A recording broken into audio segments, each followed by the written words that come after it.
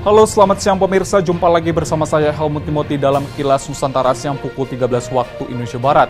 Kami akan hadirkan 3 informasi seputar upaya kepolisian dalam menangani kejahatan manusia dan kekerasan seksual serta perlindungan data pribadi. Kita mulai dari Polda Sumatera Utara yang telah membentuk tim gabungan untuk menyelidiki dugaan kasus perbudakan oleh Bupati Langkat terbit rencana perangin-angin. Tim tersebut merupakan gabungan antara Direktorat Reserse Kriminal Umum dan Direktorat Reserse Narkoba Polda Sumatera Utara serta BNN Kabupaten Langkat. Upaya kepolisian dalam menegakkan hukum juga dilakukan oleh Polresta Padang, Sumatera Barat yang meminta agar warga berani melaporkan tindakan kekerasan seksual pada anak kepada pihak berwajib, mengingat jumlah kasus kekerasan seksual dari tahun 2020 ke 2021 meningkat hampir 100%. Informasi selanjutnya, pemirsa, peneliti Center for Digital Society Visipol Universitas Gadjah Mada, Iradat Wirid, mengatakan bahwa non-fungible token atau NFT merupakan sebuah potensi teknologi yang mampu mendukung keunikan dan kepemilikan terhadap aset digital. Namun peneliti tersebut menyayangkan adanya potensi pencurian karya digital dan data pribadi pada teknologi NFT. Simak ketiga informasinya berikut ini.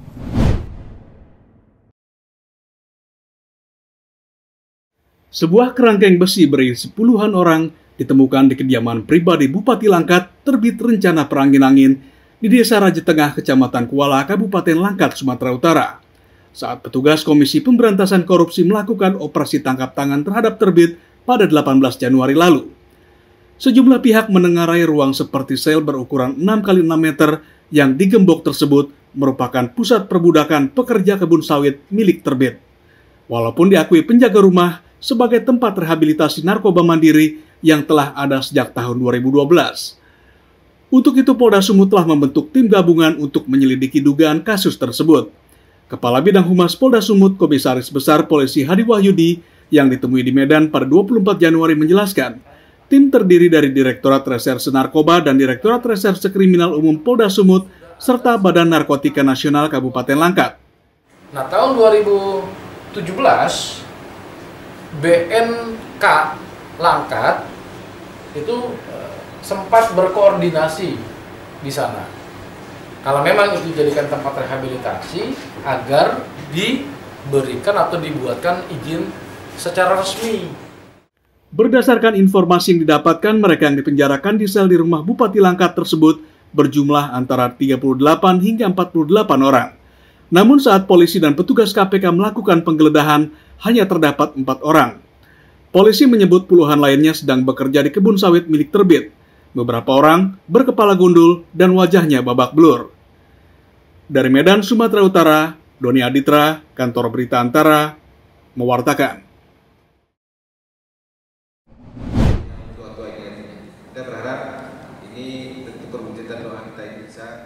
Polresta Padang mencatat pada tahun 2021 jumlah kekerasan seksual terhadap anak mencapai 85 kasus. Jumlah itu naik hampir 2 kali lipat dibandingkan tahun 2020 sebanyak 48 kasus. Polisi mengaku kesulitan mengungkap kasus tersebut. Salah satunya karena korban sulit dimintai keterangan karena masih di bawah umur, dengan rentang usia antara 2 hingga 18 tahun. Selain itu, seperti diungkapkan Kepala Satuan Reserse Kriminal Polresta Padang, Komisaris Polisi Riko Fernanda, dalam sebuah webinar pada 24 Januari, masyarakat masih menganggap kekerasan seksual terhadap anak sebagai aib, sehingga korban maupun keluarganya enggan melapor. Sementara Dinas Pemberdayaan Perempuan Perlindungan Anak, Pengendalian Penduduk dan Keluarga Berencana, atau DP3 AP2 KB Sumatera Barat, mengungkapkan, kasus kekerasan seksual pada anak umumnya disebabkan oleh faktor ekonomi dan pendidikan. Untuk itu masyarakat didorong untuk berani melaporkan jika terjadi kasus dugaan kekerasan seksual. Faktor ekonomi dan edukasi diantaranya kurangnya pengawasan dari orang tua, kemudian kepedulian dari masyarakat masih rendah. Memang sudah ini sekali, mungkin sudah fatal sekali akibatnya terhadap korban. Kemudian juga yang keduanya, karena memang di media sosial banyak hal-hal tersebut ternyata tidak pidana. Sebagai upaya mencegah terjadinya kasus kekerasan seksual terhadap anak, Polresta Padang dan pihak-pihak terkait akan terus melakukan edukasi, utamanya kepada pelajar dengan datang ke sekolah-sekolah. Dari Kota Padang, Sumatera Barat, Melani Friati, Kantor Berita Antara, mewartakan.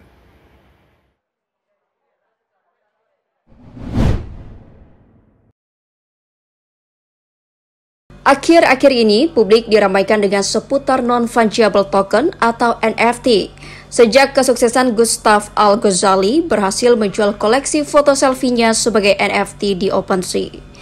Namun, di balik fenomena NFT yang menjanjikan keuntungan ekonomi itu, dibarengi ancaman-ancaman lain, seperti pencurian karya digital dan kebocoran data pribadi.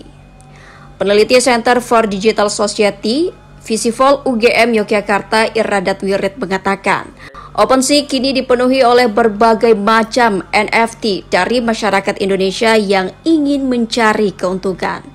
Mulai dari mengunggah swafoto pribadi hingga yang paling parah adalah foto kartu tanda penduduk. Menjadi hal yang memprihatinkan, maraknya data pribadi masyarakat Indonesia yang mudah sekali bocor, kini dijual begitu saja di pasaran OpenSea. Data yang sudah diunggah di pasar OpenSea jika telah dibeli, maka pemilik tidak bisa mengontrol kegunaan data tersebut, kecuali pemilik harus membeli kembali. Menurut dia, sejumlah unsur masyarakat mengalami gagap literasi digital dengan berbondong-bondong masuk ke dunia NFT. Parahnya, di tengah kegagapan itu terdapat pengguna yang ceroboh penyebar data pribadi yang rentan disalahgunakan. Mereka mengikuti arus utama pemberitaan, mereka tergiur dengan jumlah miliaran yang dihasilkan dan menghalalkan segala cara akhirnya. Yang bukan datanya dia diupload, kemudian yang bukan haknya dia juga diupload, sehingga menimbulkan kerentanan baru bahwa data-data pribadi ini juga tersebar luas di dunia maya. Dan ketika itu sudah terjual, tadi seperti yang saya bilang, kita sudah nggak punya hak lagi atas smart contract atau keorisinalitasan dokumen tadi.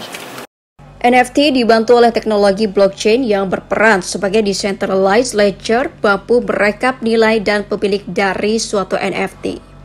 Aset digital bernilai tersebut mampu kita kenali pemiliknya dan tidak bisa sembarangan diakui pemiliknya oleh orang lain. Teknologi ini sebenarnya cocok diterapkan dalam proteksi sertifikat tanah guna antisipasi penipuan sertifikat. Dari Kota Yogyakarta, Daerah Istimewa Yogyakarta, Imam Prasetyo, Kantor Berita Antara, mewartakan.